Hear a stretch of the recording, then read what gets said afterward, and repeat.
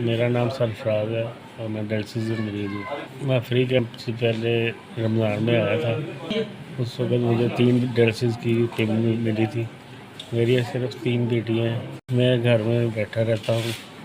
बेटी को भी नहीं कहता कि मुझे डायलिसिस करवा के। बच्चों से मैं मांगता हूँ, कोई शर्मिंदा हो रहा हूँ। मैं बेटियों को बताता भी नहीं हूँ कि मेरे डायलिसिस हो रहे हैं और वो परेशान हो जाएगी। मैं इस वजह से नहीं बताता कि बच्चियाँ मेरी वजह से परेशान ना हो।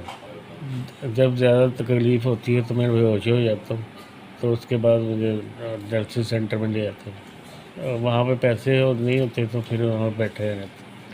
मेरे हालात बहुत ख़राब हो चुके हैं। मैं अकेला कमाने वाला था। अब कोई भी अब मैं बिस्तर पे लेट गया हूँ। आज मुझे पता चला कि मेरे मरीज़ जा रहे हैं तो मैं उनके साथ ही बैठ के आ गया। मैंने उस दिन का डायलिसिस करवाया हुआ और आज करवाया।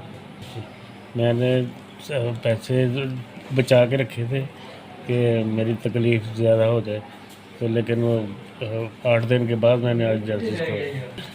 मेरी तबीयत ख़राब हो गई तो फिर मैंने डायलिसिस करवाया। अभी आया हूँ, आते ही मैंने डायलिसिस करवाया। तकलीफ़ बहुत हो रही थी।